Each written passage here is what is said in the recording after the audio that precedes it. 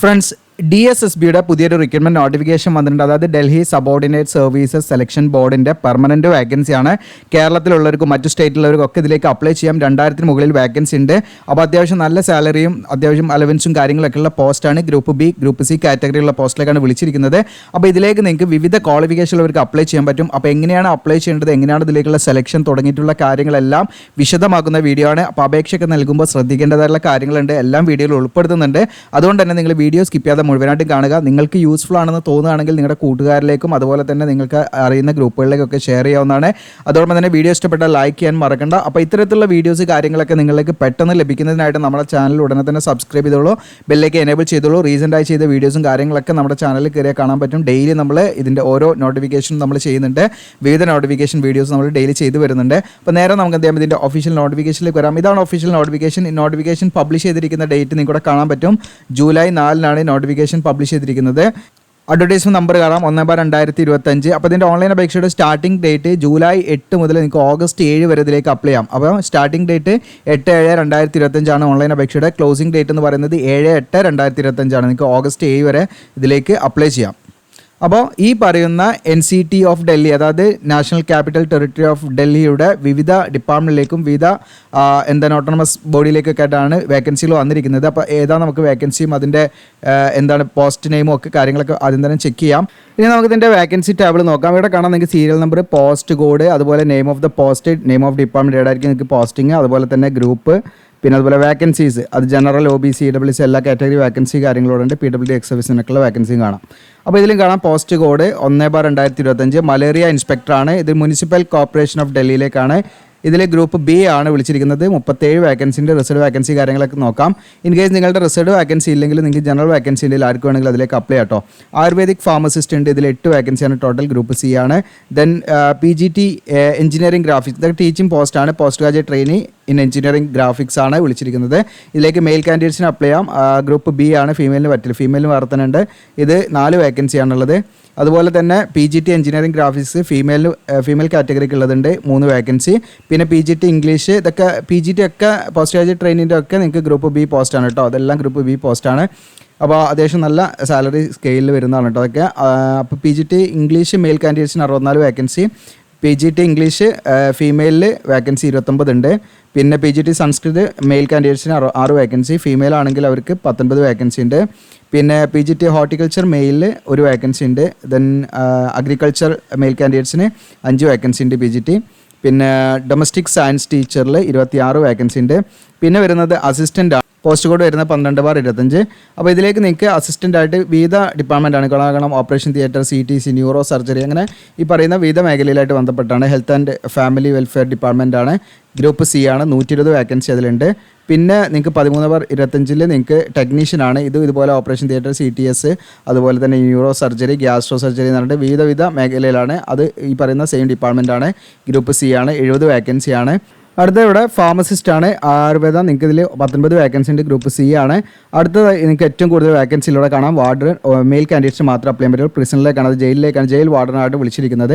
Group C ആണ്. Mail candidates മാത്രം apply ചെയ്യാം. 1676 വേക്കൻസി മാത്രം ഇതിലുണ്ട് കേട്ടോ. ഓക്കെ, ഇതിൽ മാത്രമായിട്ട് 1676 വേക്കൻസി ഉണ്ട്.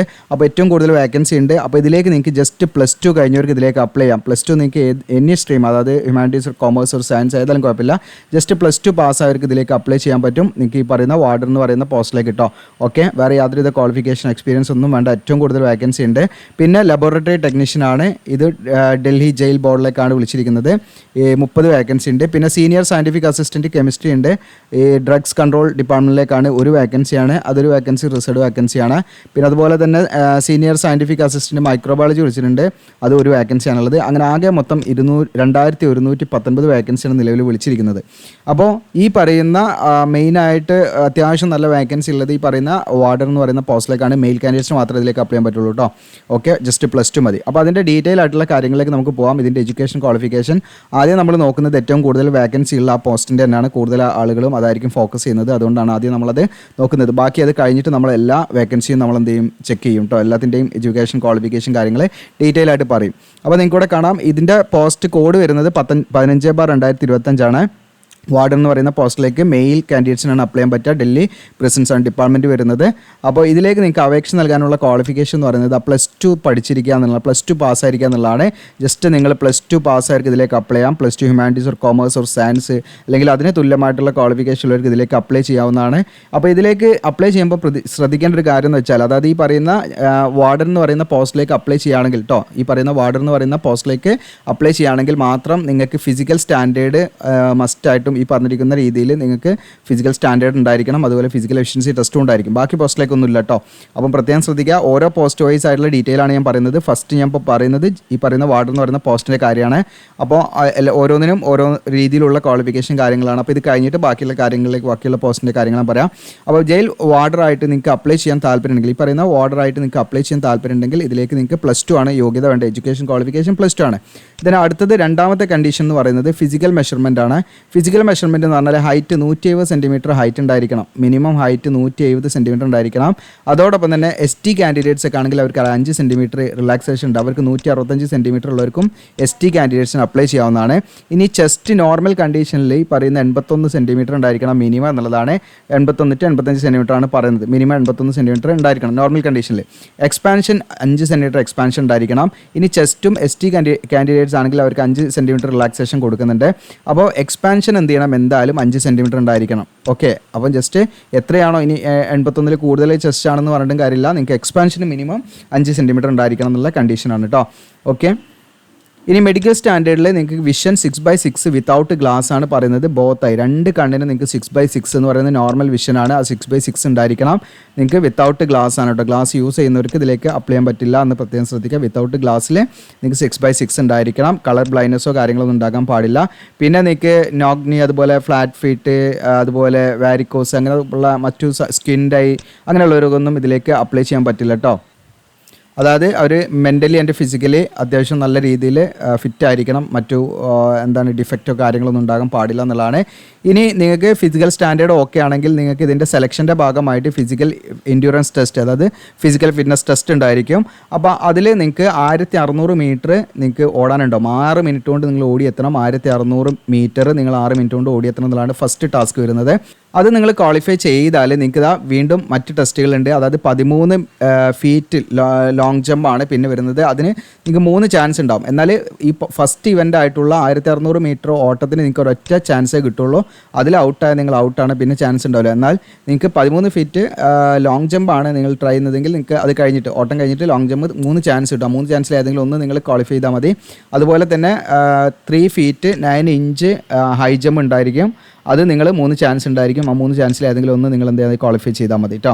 ഓക്കെ, പിന്നെ എക്സ് സർവീസ്മാന് എന്തൊക്കെയാണ് ഫിസിക്കൽ ടെസ്റ്റ് എന്നുള്ളത് ഇവിടെ വ്യക്തമായിട്ട് കൊടുത്തിട്ടുണ്ട്. അപ്പോൾ അവർക്ക് ഏജ് ക്രൈറ്റീരിയ വെച്ചിട്ടാണ് ചെറിയ റിലാക്സേഷൻ ഉണ്ട് കേട്ടോ. ഓക്കെ, അപ്പോൾ അങ്ങനെയുള്ള വിദ്യാർത്ഥികളാണ് ഇത് നോക്കുക. ബാക്കിയുള്ളവരെ നോക്കേണ്ട ആവശ്യമില്ല കേട്ടോ.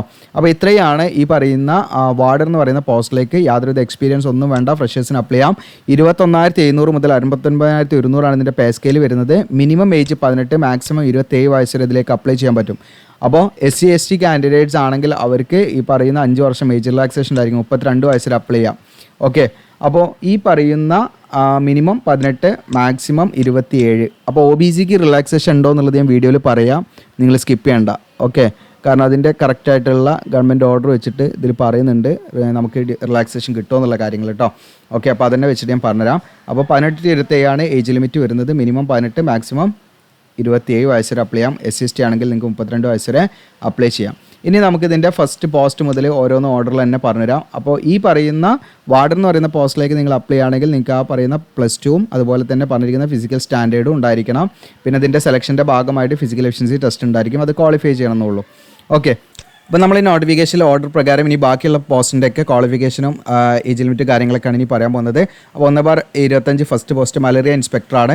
ഇതിൻ്റെ വേക്കൻസി ഒക്കെ നമ്മളിനി പറയുന്നില്ല. ഇതിലേക്ക് നിങ്ങൾക്ക് 10ാം ക്ലാസ് പാസ്സായിരിക്കുക എന്നുള്ളതാണ്. വിത്ത് സയൻസ് ആണ്. നമ്മൾ 10ാം ക്ലാസ്സിൽ സയൻസ് പഠിക്കുന്നുണ്ട്. അപ്പോൾ നമ്മൾ നോക്കേണ്ട ആവശ്യമില്ല.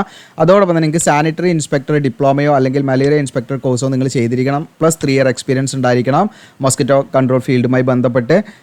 പിന്നെ അതോടൊപ്പം തന്നെ പേ സ്കെയിലൂടെ കൊടുത്തിട്ട് 35,400 മുതൽ 1,12,400 ആണ്. ഇത് ഗ്രൂപ്പ് B പോസ്റ്റാണ് വരുന്നത് കേട്ടോ. 18-27 ഏജ് ലിമിറ്റ് വരുന്നത്. അടുത്തത് ആയുർവേദിക് ഫാർമസിസ്റ്റ് ആണ്. ഇതിൻ്റെ ക്വാളിഫിക്കേഷൻ എന്ന് പറയുന്നത് 10ാം ക്ലാസ് അല്ലെങ്കിൽ തുല്യമുള്ള ക്വാളിഫിക്കേഷൻ ഉണ്ടായിരിക്കുക. പ്ലസ് അതിൻ്റെ കൂടെ നിങ്ങൾക്ക് ട്രെയിൻഡ് ആയുർവേദിക് കമ്പൗണ്ടർ ആയിരിക്കണം എന്നുള്ളതാണ്. അതോടൊപ്പം തന്നെ 2 ഇയർ എക്സ്പീരിയൻസ് ഉണ്ടായിരിക്കണം കേട്ടോ ആയുർവേദിക് ഫാർമസിയുമായി ബന്ധപ്പെട്ട്. 18-32 ഏജ് ലിമിറ്റ് വരുന്നത്. അടുത്തത് PGT എഞ്ചിനീയറിംഗ് ഗ്രാഫിക്സ് ആണ്. PGT എന്ന് പറഞ്ഞാൽ നമ്മൾ ഓൾറെഡി പറഞ്ഞു പോസ്റ്റ് ഗ്രാജുവേറ്റ് ട്രെയിനി ടീച്ചിങ് പോസ്റ്റാണ്. അതായത് എഞ്ചിനീയറിംഗ് ഗ്രാഫിക്സ് മെയിൽ കാൻഡിഡേറ്റ്സിൻ്റെ വേക്കൻസിയാണ്. അപ്പോൾ ഇതിലേക്ക് നിങ്ങൾക്ക് ഡിഗ്രി ഇൻ എഞ്ചിനീയറിംഗ് അത് ജസ്റ്റ് എഞ്ചിനീയറിംഗ് ഗ്രാജുവേഷൻ ഉണ്ടായിരിക്കുക. അതൊന്നെങ്കിൽ സിവിലോ അല്ലെങ്കിൽ മെക്കാനിക്കലോ നിങ്ങൾക്ക് എഞ്ചിനീയറിംഗ് ഗ്രാജുവേഷൻ ഉണ്ടായിരിക്കുക എന്നുള്ളതാണ്. ഇനി അതല്ലെങ്കിൽ നിങ്ങൾക്ക് ആർക്കിടെക്ചറിൽ എഞ്ചിനീയറിംഗ് ഗ്രാജുവേഷൻ ഉണ്ടായി അത് വെച്ചിട്ട് അപ്ലൈ ചെയ്യാം. 50% മാർക്ക് ഉണ്ടായിരിക്കണം എന്നേ ഉള്ളൂ കേട്ടോ. വേറെ യാതൊരുവിധ ക്വാളിഫിക്കേഷൻ വേണ്ട, ഫ്രഷേഴ്സിന് അപ്ലൈ ചെയ്യാം. പക്ഷേ നിങ്ങൾക്ക് പ്രൊമോഷനോ കാര്യങ്ങളൊക്കെ കിട്ടണമെങ്കിൽ നിങ്ങൾക്ക് BEd അല്ലെങ്കിൽ BA BEd BSc ED ഒക്കെ ഉണ്ടായിരിക്കണം എന്നുള്ളതാണ്. അതായത് ബാച്ചിലർ ഓഫ് എഡ്യൂക്കേഷൻ നിങ്ങൾ ചെയ്തിരിക്കണം എന്നുള്ളതാണ് കേട്ടോ. അങ്ങനെ ഉണ്ടെങ്കിൽ നിങ്ങൾക്ക് പ്രൊമോഷൻ സാധ്യതയ്ക്കുള്ളൂ. അപ്പോൾ ഇതിലേക്ക് നിങ്ങൾക്ക് അപ്ലൈ ചെയ്യാൻ ഇത് BEd ഒന്നും ആവശ്യമില്ല. ജസ്റ്റ് എന്ത് ചെയ്താൽ മതി, എഞ്ചിനീയറിംഗ് ഗ്രാജുവേഷൻ ഉണ്ടായാൽ മതി. ഓക്കെ, ടീച്ചിങ് പോസ്റ്റ് ആണെങ്കിലും BEd ഒന്നും ആവശ്യമില്ല. ജസ്റ്റ് നിങ്ങൾക്ക് നിങ്ങളുടെ സിവിൽ അല്ലെങ്കിൽ മെക്കാനിക്കൽ അല്ലെങ്കിൽ ഈ പറയുന്ന ആർക്കിടെക്ചറിൽ ഈ പറയുന്ന ഡിസിപ്ലിനിൽ ജസ്റ്റ് നിങ്ങൾക്ക് BA or BTech അല്ലെങ്കിൽ എഞ്ചിനീയറിംഗ് ഗ്രാജുവേഷൻ ഉണ്ടെങ്കിൽ നിങ്ങൾക്ക് എന്ത് ചെയ്യാം, ഈ പറയുന്ന PGTയിലേക്ക് അപ്ലൈ ചെയ്യാവുന്നതാണ്. വേറെ യാതൊരു എക്സ്പീരിയൻസ് ഒന്നും വേണ്ട, ഫ്രഷേഴ്സിന് അപ്ലൈ ചെയ്യാം. ഇതിൻ്റെ സ്കെയിൽ ഇവിടെ കാണാം. നിങ്ങൾക്ക് 47,600 മുതൽ 1,81,100 ഗ്രൂപ്പ് B പോസ്റ്റാണിത്. ഇതിൽ നിങ്ങൾക്ക് 30 വയസ്സാണ് മാക്സിമം ഏജ് ലിമിറ്റ് വരുന്നത് കേട്ടോ. മിനിമം 18, മാക്സിമം 30 വയസ്സ് വരെ ഇതിലേക്ക് അപ്ലൈ ചെയ്യാൻ പറ്റും. ഓക്കെ, അപ്പോൾ SC/ST ആണെങ്കിൽ നിങ്ങൾക്ക് റിലാക്സേഷൻ ഉണ്ടാവും നേരത്തെ പറഞ്ഞ പോലെ. ഇനി ഇവിടെ നിങ്ങൾക്ക് അടുത്തത് PGT എഞ്ചിനീയറിംഗ് ഫീമെയിൽ ആണ്. ഇപ്പോൾ നമ്മൾ നേരത്തെ പറഞ്ഞ അതേ സെയിം ഡിസിപ്ലിൻ തന്നെയാണ്, അത് മെയിൽ കാൻഡിഡേറ്റ്സിന് പറഞ്ഞില്ലേ. അതുപോലെ നിങ്ങൾക്ക് ഈ പറയുന്ന സിവിൽ ഓർ മെക്കാനിക്കൽ ഓർ ആർക്കിടെക്ചറിൽ നിങ്ങൾക്ക് എഞ്ചിനീയറിംഗ് ഗ്രാജുവേഷൻ ഉണ്ടെങ്കിൽ അത് വെച്ച് അപ്ലൈ ചെയ്യാം. BEd ഒന്നും ആവശ്യമില്ല. BEd ഒക്കെ നിങ്ങൾക്ക് എന്താണ് പ്രൊമോഷൻ കാര്യങ്ങളൊക്കെ ലഭിക്കണമെങ്കിൽ, അതായത് ഈ പറയുന്ന പോസ്റ്റിൽ നിന്ന് നിങ്ങൾക്ക് പ്രൊമോഷൻ കിട്ടണം അല്ലെങ്കിൽ അങ്ങനെയുള്ള കാര്യമൊക്കെ വരുമ്പോൾ സീനിയർ ആണെങ്കിൽ നിങ്ങൾക്ക് എന്ത് വേണം, BEd വേണ്ടി വരും. അതല്ല ഇതിലേക്ക് അപ്ലൈ ചെയ്യാൻ അതിൻ്റെ ആവശ്യമില്ല. അതിലേക്ക് എക്സ്പീരിയൻസ് ഒന്നും വേണ്ട. 30 മാക്സിമം ഏജ് ലിമിറ്റ്. ഇതിനടുത്ത് PGT ഇംഗ്ലീഷ് മെയിൽ കാൻഡിഡേറ്റ്സിന് വേക്കൻസിയാണ്. അപ്പോൾ ഇതിലേക്ക് നിങ്ങൾക്ക് മാസ്റ്റേഴ്സ് ഡിഗ്രിയാണ്, അതായത് ഇംഗ്ലീഷിലുള്ള PG ഉള്ളവർക്ക് ഇതിലേക്ക് അപ്ലൈ ചെയ്യാം. 50% മാർക്ക് വേണം. അപ്പോൾ ഈ പറയുന്ന PGT ഇംഗ്ലീഷിലേക്ക് ജസ്റ്റ് PG മാത്രം വെച്ച് അപ്ലൈ ചെയ്യാൻ പറ്റില്ല. അതിൻ്റെ കൂടെ നിങ്ങൾക്ക് എന്ത് വേണം, ബാച്ചിലർ ഓഫ് എഡ്യൂക്കേഷൻ അതായത് BEd ചെയ്തിരിക്കണം. ഓക്കെ, ഇനി അതല്ല നിങ്ങൾക്ക് ഇൻ്റഗ്രേറ്റഡ് ആയിട്ടുള്ള രീതിയിൽ പഠിച്ചിട്ടുണ്ടെങ്കിൽ അങ്ങനെ വെച്ചിട്ട് നിങ്ങൾക്ക് എന്ത് ചെയ്യാം, ഇതിലേക്ക് അപ്ലൈ ചെയ്യാവുന്നതാണ്. നിങ്ങൾ ഡിഗ്രിയുടെ കൂടെ BEd കംപ്ലീറ്റ് ചെയ്തവരോ അങ്ങനെയൊക്കെ ആണെങ്കിൽ അത് വെച്ചിട്ട് നിങ്ങൾക്ക് ഇതിലേക്ക് അപ്ലൈ ചെയ്യാവുന്നതാണ് കേട്ടോ. ഓക്കെ, അപ്പോൾ ഈ പറയുന്ന ക്വാളിഫിക്കേഷൻ എന്ന് പറയുന്നത് ജസ്റ്റ് നിങ്ങൾക്ക് ഇംഗ്ലീഷിൽ PG ഉണ്ടായിരിക്കുക, പ്ലസ് എന്താണ് നിങ്ങൾക്ക് BEd ഉണ്ടായിരിക്കുക എന്നുള്ളതാണ്. ഓക്കെ, അതാണ് അടിസ്ഥാന യോഗ്യത. ഇനി BEd നിങ്ങൾക്കിപ്പം നിങ്ങൾ ഇൻ്റഗ്രേറ്റഡ് ഡിഗ്രിയുടെ കൂടെ നിങ്ങൾക്ക് അങ്ങനെ നിങ്ങൾ BEd ചെയ്തിട്ടുണ്ടെങ്കിൽ അതും അക്സെപ്റ്റ് ചെയ്യുന്നതാണ്. ഇനി ഇൻ്റഗ്രേറ്റഡ് ആയിട്ട് BEd പ്ലസ് MD എന്നുള്ള ലെവലിൽ അങ്ങനെയും അക്സെപ്റ്റ് ചെയ്യുന്നതാണ് കേട്ടോ. പിന്നെ ഇതിലേക്ക് എക്സ്പീരിയൻസ് ഒന്നും വേണ്ട, ഫ്രഷേഴ്സിന് അപ്ലൈ ചെയ്യാവുന്നതാണ്. അതിൻ്റെ പേ സ്കെയിൽ 47,600 മുതൽ 1,81,100 ഗ്രൂപ്പ് B ആണ്. 30 വയസ്സ് വരെ ഇതിലേക്ക് അപ്ലൈ ചെയ്യാവുന്നതാണ് കേട്ടോ, മാക്സിമം ഏജ് ലിമിറ്റ്. ഇതിനടുത്ത് PGT ഇംഗ്ലീഷ് ഫീമെയിൽ ആണ്. നേരത്തെ പറഞ്ഞതുപോലെ തന്നെയുള്ള പോസ്റ്റാണ്. ഇപ്പം നമ്മൾ മെയിലിൻ്റെ പറഞ്ഞില്ലേ, അത് സെയിം ക്വാളിഫിക്കേഷൻ തന്നെയാണ് ഇവിടെയും വരുന്നത്. അതുകൊണ്ട് റിപ്പീറ്റ് ചെയ്യുന്നില്ല, ഏജ് ലിമിറ്റ് എല്ലാം സെയിം ആണ്. പിന്നെ അടുത്തത് PGT സംസ്കൃത് മെയിലാണ്. ഇതിലേക്ക് നിങ്ങൾക്ക് സംസ്കൃതത്തിലുള്ള മാസ്റ്റേഴ്സ് ഡിഗ്രി PG ഉണ്ടായിരിക്കും. 50% മാർക്കോടുകൂടി നേരത്തെ പറഞ്ഞ പോലെ BEd ഉണ്ടായിരിക്കണം. അല്ലെങ്കിൽ ഇൻ്റഗ്രേറ്റഡ് ആയിട്ടാണെങ്കിലും നിങ്ങൾക്കത് BEd നിങ്ങൾക്ക് ഇൻ്റഗ്രേറ്റഡ് പഠിച്ചവരാണെങ്കിലും അത് വെച്ചിട്ടും ഇതിലേക്ക് അപ്ലൈ ചെയ്യാവുന്നതാണ് കേട്ടോ. അപ്പോൾ ജസ്റ്റ് നിങ്ങൾക്ക് സംസ്കൃതത്തിൽ PG ഉണ്ടായിരിക്കണം, പ്ലസ് നിങ്ങൾക്ക് എന്താണ് BEd ഉണ്ടായിരിക്കണം. BEdന് പകരമായിട്ട് നിങ്ങൾ BA BEd എന്നോ അല്ലെങ്കിൽ BSc BEd എന്നോ അങ്ങനെയൊക്കെ കഴിഞ്ഞവരാണെങ്കിലും നിങ്ങൾക്ക് എന്ത് ചെയ്യാം, BEdന് പകരമായിട്ട് അത് വെച്ചിട്ടും ഇതിലേക്ക് അപ്ലൈ ചെയ്യാം. പക്ഷേ PG മസ്റ്റാണ് ഈ പറയുന്ന എല്ലാ പോസ്റ്റിലേക്ക് കിട്ടും. ഈ പറഞ്ഞിരിക്കുന്ന സംസ്കൃതം ആണെങ്കിലും ഇംഗ്ലീഷ് ആണെങ്കിലും ഇതിലേക്ക് യാതൊരു എക്സ്പീരിയൻസ് വേണ്ട. 30 ഏജ് ലിമിറ്റ് വരുന്നത്, മാക്സിമം ഏജ് ലിമിറ്റ് കേട്ടോ.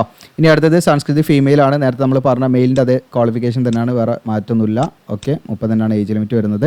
ഇതിനടുത്ത് PGT ഹോർട്ടിക്കൾച്ചർ ആണ്. ഇതിലേക്ക് നിങ്ങൾക്ക് ഹോർട്ടിക്കൾച്ചറിലുള്ള മാസ്റ്റേഴ്സ് ഡിഗ്രി PG ഉണ്ടായിരിക്കും. 50% മാർക്കോട് കൂടി.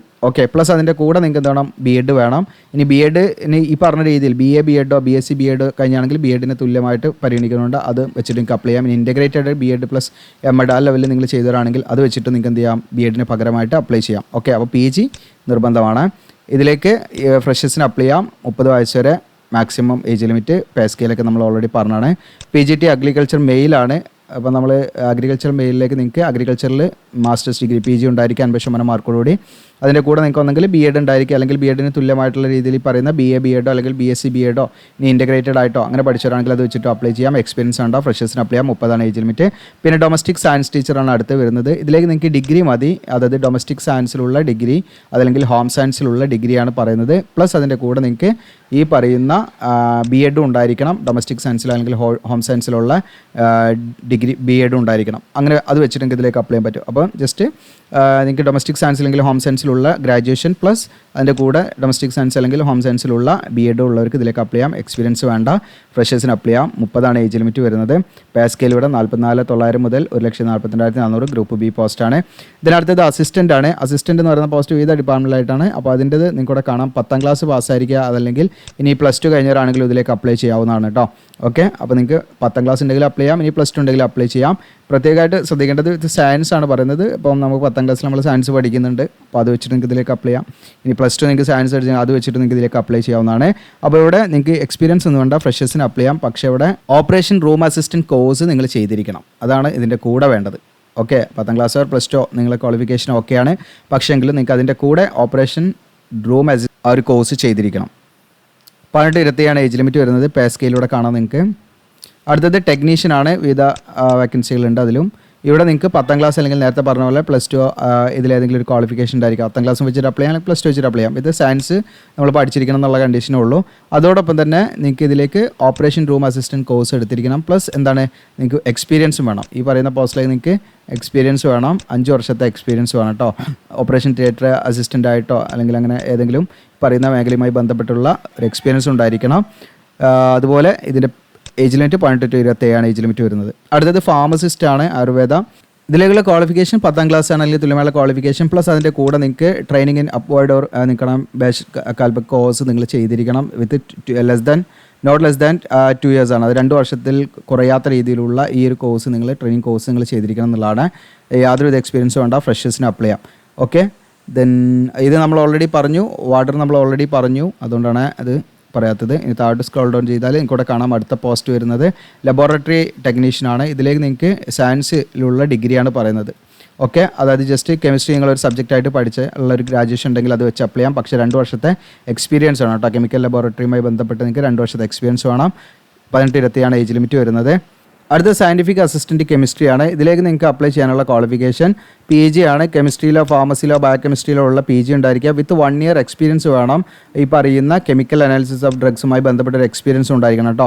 അപ്പോൾ ഈ പറയുന്ന ഏതെങ്കിലും ഡിസിപ്ലിനിൽ PG ഉണ്ടായിരിക്കുക. ജസ്റ്റ് നിങ്ങൾക്ക് പോസ്റ്റ് ഗ്രാജുവേറ്റ് ഡിഗ്രി ഉണ്ടായിരിക്കുക എന്നുള്ളതാണ്.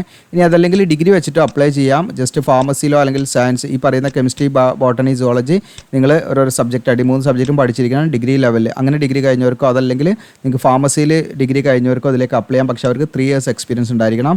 30 വയസ്സിലെ മാക്സിമം ഏജ് ലിമിറ്റ് ഇതിലേക്ക് അപ്ലൈ ചെയ്യാൻ. അടുത്ത സീനിയർ സയൻറ്റിഫിക് അസിസ്റ്റൻറ്റ് മൈക്രോബയോളജിയാണ്. ഇതിലേക്ക് നിങ്ങൾക്ക് post graduate degree in microbiology അല്ലെങ്കിൽ ഫാർമസി അല്ലെങ്കിൽ ബോട്ടണി അല്ലെങ്കിൽ ബയോ കെമിസ്ട്രി അല്ലെങ്കിൽ ബയോടെക്നോളജി ഈ പറഞ്ഞിരിക്കുന്ന ഏതെങ്കിലും ഡിസിപ്ലിനിൽ PG ഉണ്ടായിരിക്കുക എന്നുള്ളതാണ്. പ്ലസ് 1 year എക്സ്പീരിയൻസ് വേണം. ഈ പറയുന്ന മൈക്രോബയോളജിക്കൽ ടെസ്റ്റിംഗ് ഓഫ് ഡ്രഗ്സുമായി ബന്ധപ്പെട്ട് 1 year എക്സ്പീരിയൻസ് വേണം. ഇനി അതല്ലെങ്കിൽ നിങ്ങൾക്ക് ഡിഗ്രി വെച്ചിട്ട് അപ്ലൈ ചെയ്യാം. മൈക്രോബയോളജിയിലോ അതല്ലെങ്കിൽ ഫാർമസിയിലോ ബയോകെമിസ്ട്രിയിലോ ബയോടെക്നോളജിയിലോ നിങ്ങൾക്ക് ജസ്റ്റ് ഡിഗ്രി ഉണ്ടെങ്കിൽ അത് വെച്ചിട്ട് അപ്ലൈ ചെയ്യാം. അതല്ലെങ്കിൽ നിങ്ങൾക്ക് ഈ പറയുന്ന കെമിസ്ട്രി അതല്ലെങ്കിൽ ബോട്ടണി അല്ലെങ്കിൽ സുവോളജി ഇതിലേതെങ്കിലും ഒരു സബ്ജക്റ്റ് നമ്മൾ എന്താണ് ഡിഗ്രി ലെവലിൽ പഠിച്ചിട്ടുണ്ടെങ്കിൽ അത് വെച്ചിട്ട് അപ്ലൈ ചെയ്യാം. പക്ഷേ 3 year എക്സ്പീരിയൻസ് വേണം. മൈക്രോബയോളജിക്കൽ ടെസ്റ്റിങ്ങുമായി ബന്ധപ്പെട്ടിട്ടോ ടെസ്റ്റിംഗ് ഓഫ് ഡ്രഗ്സുമായി ബന്ധപ്പെട്ട് 1 year എക്സ്പീരിയൻസ് 3 year എക്സ്പീരിയൻസ് ഉണ്ടായിരിക്കണം. 30 ഏജ് ലിമിറ്റ് മാക്സിമം വരുന്നത്. അപ്പോൾ ഇത്രയാണ് ഇതിൻ്റെ എഡ്യൂക്കേഷൻ കാര്യങ്ങൾ. എങ്ങനെയാണ് നമ്മൾ ഓൺലൈൻ അപ്ലൈ ചെയ്യേണ്ടത് വെച്ചാൽ ഓൺലൈനായിട്ടാണ് അപ്ലൈ ചെയ്യേണ്ടത്. ഓൺലൈനായിട്ട് അപ്ലൈ ചെയ്യുന്ന സമയത്ത് 100 രൂപ അപേക്ഷ ഫീസ് വരുന്നുണ്ട്. എന്നാൽ ഫീമെയിൽ കാൻഡിഡേറ്റ്സ് അതുപോലെ SC/ST candidates PWD ex servicemen കാൻഡിഡേറ്റ്സിനും യാതൊരു ഫീസും കൊടുക്കേണ്ട. അവർക്ക് ഫ്രീ ആയിട്ട് ഇതിലേക്ക് അപ്ലൈ ചെയ്യാം കേട്ടോ. ഫീമെയിൽ കാൻഡിഡേറ്റ്സ് ഏത് കാറ്റഗറി ആണെങ്കിലും അവർക്ക് ഫ്രീ ആയിട്ട് അപ്ലൈ ചെയ്യാം. ബാക്കിയുള്ള വിദ്യാർത്ഥികൾ 100 രൂപ ഫീ ആയിട്ട് അടയ്ക്കണം. ഇനി എക്സാമിനേഷൻ സ്കീമാണ്. ഇതിലേക്ക് നിങ്ങൾക്ക് ഇവിടെ കാണാം ടിയർ എന്ന് പറഞ്ഞിട്ട് 1 tier ജനറൽ പോസ്റ്റിലേക്ക് നിങ്ങൾക്ക് ഇവിടെ കാണാം. ഈ പറയുന്ന 15/2025 എന്ന് പറയുന്നത് നമ്മുടെ വാർഡർ എന്ന് പറയുന്ന പോസ്റ്റാണ്. പ്രിസണിലേക്കുള്ള വാർഡർ എന്ന് പറയുന്നത്, അതായത് നമ്മുടെ ജയിൽ വാർഡർ എന്ന് പറയുന്ന പോസ്റ്റാണ്. അപ്പോൾ അതിലേക്ക് നിങ്ങൾക്ക് 2 മണിക്കൂർ ടൈം ഡ്യൂറേഷനുള്ള 200 ക്വസ്റ്റ്യൻ ആണ്. മൾട്ടിപ്പിൾ ചോയ്സ് ക്വസ്റ്റ്യൻ ആയിരിക്കും. ഓക്കെ, അപ്പോൾ ഇതിൽ നിങ്ങൾക്ക് ഇവിടെ കാണാം general awareness, general intelligence and reasoning, അരിത്മെറ്റിക്കൽ and numerical ability, പിന്നെ ഹിന്ദി ലാംഗ്വേജിലൊക്കെ ഉള്ള ഒരു ടെസ്റ്റിംഗ് ഉണ്ടായിരിക്കും. പിന്നെ അതുപോലെ തന്നെ ഇംഗ്ലീഷ് ലാംഗ്വേജിനുണ്ടായിരിക്കും. അങ്ങനെ 40 മാർക്കാണ് ഓരോ സെക്ഷൻ വരുന്നത്. അപ്പോൾ ഇതിൻ്റെയൊക്കെ ബുക്കുകൾ നിങ്ങൾക്ക് വേണമെങ്കിൽ നമ്മുടെ ഇൻസ്റ്റയിലോ അല്ലെങ്കിൽ നമ്മുടെ ഇൻസ്റ്റയിൽ ഒരു ചാനലുണ്ട്. അത് മാത്രമല്ല ടെലഗ്രാം വാട്സപ്പ് ചാനലിലേക്ക് ജോയിൻ ചെയ്താൽ നിങ്ങൾക്ക് അതിൻ്റെ ലിങ്കൊക്കെ ഇട്ടരാം. അതുപോലെ നിങ്ങൾക്ക് 1 tier ടെക്നിക്കൽ പോസ്റ്റുകളുണ്ട്. 1/2025, 2 ഓരോ പോസ്റ്റ് കോഡ് നിങ്ങളവിടെ നോക്കി. ഇതൊക്കെ പോസ്റ്റ് കോഡാണ്. അപ്പോൾ ഈ പോസ്റ്റിലേക്ക് നിങ്ങൾക്ക് ഇതുപോലെ 1 tier ടെക്നിക്കൽ എക്സാമിനേഷനാണ് നടക്കുന്നത്. 200 മാർക്കാണ്. അതിൻ്റെ മൾട്ടിപ്പിൾ ചോയ്സ് ക്വസ്റ്റൻ ആയിരിക്കും. സെക്ഷൻ എയും ബിയും ഉണ്ട്. അതിൽ സെക്ഷൻ എയിൽ നേരത്തെ പറഞ്ഞ ടോപ്പിക്കിനാണ് കവർ ചെയ്യുന്നത്. സെക്ഷൻ ബിയിൽ നിങ്ങൾക്ക് ഒബ്ജക്റ്റീവ് ടൈപ്പാണ് മൾട്ടിപ്പിൾ ചോയ്സ് ക്വസ്റ്റൻ തന്നെ ഉണ്ടായിരിക്കും. അത് നിങ്ങളുടെ കൺസേർട്ട് സബ്ജക്റ്റ് നിങ്ങൾ ഏതാണോ ഇതിൻ്റെ ക്വാളിഫിക്കേഷൻ ആ ക്വാളിഫിക്കേഷനുമായി ബന്ധപ്പെട്ട് നിങ്ങളുടെ റെലവൻറ്റ് സബ്ജക്റ്റുമായി ടോപ്പിക്കുമായി ബന്ധപ്പെട്ട് 100 മാർക്കിനുള്ള ക്വസ്റ്റൻ ഉണ്ടാവും. ഇനി അടുത്തത് 1 tier ടെക്നിക്കൽ ടീച്ചിങ് പോസ്റ്റിലേക്കാണ്. ഇതാണ് അതിൻ്റെ പോസ്റ്റ് കോഡ് 3/2025, 4/2025. അപ്പോൾ നിങ്ങളുടെ പോസ്റ്റ് നോക്കിയാൽ മതി കേട്ടോ. അതിലേക്ക് 300 മാർക്കിനാണ് ക്വസ്റ്റ്യൻ വരുന്നത്. ഇതിൽ നേരത്തെ സെക്ഷൻ എയും ഉണ്ട്, സെക്ഷൻ ബിയും ഉണ്ട്. സെക്ഷൻ ബി എന്ന് പറയുന്നത് നിങ്ങളുടെ ടീച്ചിങ് മെത്തഡോളജി കാര്യങ്ങളൊക്കെ ഇതിൽ എക്സ്ട്രാ വരും. നിങ്ങളുടെ ഗ്രാജുവേഷൻ എന്താണോ അതുമായി ബന്ധപ്പെട്ടുള്ള ക്വസ്റ്റ്യനും വരും. അങ്ങനെ 200 ക്വസ്റ്റ്യൻ അതിൽ വേറെ ഉണ്ട്. പിന്നെ 1 ഇയർ ടെക്നിക്കൽ ടീച്ചിങ് പോസ്റ്റാണ്. ഇതിലേക്ക് നിങ്ങൾക്ക് 200 ക്വസ്റ്റ്യൻ ആണ്. ഇതിൽ സെക്ഷൻ എയും വരും, സെക്ഷൻ ബിയും വരും. സെക്ഷൻ ബിയിൽ നിങ്ങളുടെ ടീച്ചിങ് മെത്തഡോളജി, അത് B.Edുമായി ബന്ധപ്പെട്ടുള്ള ക്വസ്റ്റ്യൻസ് ഒക്കെ ഇതിൽ ഇൻക്ലൂഡ് ചെയ്യും, സബ്ജക്റ്റുമായി ബന്ധപ്പെട്ടുള്ളതും വരും. ഓക്കെ, അപ്പോൾ അത്രയാണ് ഇതിൻ്റെ സെലക്ഷൻ. ഒരു എക്സാമാണ് ഉണ്ടായിരിക്കുക. അപ്പോൾ ഒരു എക്സാമിനെ ബേസ് ചെയ്തിട്ടാണ് ഇതിലേക്കുള്ള സെലക്ഷൻ. മെയിനായിട്ട് ഒരു എക്സാമാണ് ഉണ്ടായിരിക്കുക. ആ ഒരു എക്സാമിനെ ബേസ് ചെയ്തിട്ടാണ്. അത് കഴിഞ്ഞിട്ട് നിങ്ങൾക്ക് മേ ബി ചില പോസ്റ്റിനൊക്കെ സ്കിൽ ടെസ്റ്റ്, ഫിസിക്കൽ ടെസ്റ്റ് കാര്യങ്ങളൊക്കെ, ഫിസിക്കൽ ഇൻറ്റൻസ് ടെസ്റ്റ് നമ്മുടെ വാർഡർ എന്ന് പറയുന്ന പോസ്റ്റിലേക്കാണ് ഉള്ളത് കേട്ടോ. ബാക്കി പോസ്റ്റിലേക്കൊന്നുമില്ല. ജസ്റ്റ് ആ വാർഡർ എന്ന് പറയുന്ന പോസ്റ്റിലേക്ക് മാത്രമാണ്, നമ്മുടെ ജയിൽ വാർഡർ എന്ന് പറയുന്ന പോസ്റ്റിലേക്ക് മാത്രമാണ് ഫിസിക്കൽ ടെസ്റ്റ് ഉള്ളത് കേട്ടോ. Physical intense test, physical standard. ബാക്കിയുള്ള പോസ്റ്റിലേക്കൊന്നും അങ്ങനെയുള്ള കാര്യങ്ങളൊന്നുമില്ല. പിന്നെ മേ ബി എന്തെങ്കിലും സ്കിൽ ടെസ്റ്റ് കാര്യങ്ങൾ ചില പോസ്റ്റിനൊക്കെ ബാധകമാണെങ്കിൽ അങ്ങനെയുള്ള കാര്യങ്ങളൊക്കെ ഉണ്ടായിരിക്കും എന്നുള്ളതാണ്. ഇനി ഇപ്പോൾ നിങ്ങൾ ഇവിടെ പ്രത്യേകമായിട്ട് ശ്രദ്ധിക്കേണ്ടത് OBC കാൻഡിഡേറ്റ്സ് ശ്രദ്ധിക്കേണ്ട കാര്യമാണ്. അപ്പോൾ OBC കാൻഡിഡേറ്റ്സ് ഇപ്പോൾ ഡൽഹിയിൽ ഉള്ള ഉദ്യോഗാർത്ഥികളാണെങ്കിൽ മാത്രമേ അവർക്ക് റിസർവേഷനോ കാര്യങ്ങളൊക്കെ ലഭിക്കുകയുള്ളൂ, ഏജ് റിലാക്സേഷനൊക്കെ ലഭിക്കുകയുള്ളൂ. ഔട്ട്സൈഡ് ദ ഡൽഹി ആണെങ്കിൽ നമുക്ക് ലഭിക്കില്ല. അതായത് കേരളത്തിൽ നിന്ന് അപ്ലൈ ചെയ്യുന്ന OBC കാൻഡിഡേറ്റ്സ് ആണെങ്കിൽ അവരെ ജനറൽ ആയിട്ടാണ് പരിഗണിക്കുക. അതുകൊണ്ട് അവർ ജനറൽ ആയിട്ട് അപ്ലൈ ചെയ്യണമെന്ന് സാരം. ഓക്കെ, അതായത് കേരളത്തിന് ഇപ്പം അപ്ലൈ ചെയ്യുന്ന OBC candidates, OBC NCL candidates ആണെന്ന് വിചാരിക്കുക. OBC NCL കാൻഡിഡേറ്റ്സിന് ഈ പറയുന്ന റിസർവേഷൻ ലഭിക്കില്ല നമുക്ക്. ഓക്കെ, അപ്പോൾ നമ്മൾ എങ്ങനെ അപ്ലൈ ചെയ്യണമെന്ന് വെച്ചാൽ ജനറലായിട്ട്, okay, U R unreserved candidates ആയിട്ട് വേണം നമ്മുടെ കാറ്റഗറി കൊടുത്ത് അപ്ലൈ ചെയ്യാൻ. ഓക്കെ, അപ്പോൾ അത് പ്രത്യേകം ശ്രദ്ധിക്കുക. അപ്പോൾ നിങ്ങൾക്ക് ഡൗട്ട് ഉണ്ടാകും, SC/ST ഉണ്ടാവും. SC/STക്കൊക്കെ റിസർവേഷൻ ഉണ്ട്. പക്ഷേ OBCയുടെ കാര്യത്തിൽ ഈ പറയുന്ന രീതിയിലാണ് റിസർവേഷൻ ഇല്ല കേട്ടോ. ഈ നമ്മുടെ കേരളത്തിൽ നിന്നൊക്കെ അപ്ലൈ ചെയ്യുന്നവർ ജനറലായിട്ട് OBC കാൻഡിഡേറ്റ്സ് ആണെങ്കിൽ ജനറലായിട്ട് അപ്ലൈ ചെയ്യണം. അത് പ്രത്യേകം ശ്രദ്ധിക്കേണ്ട കാര്യമാണ്.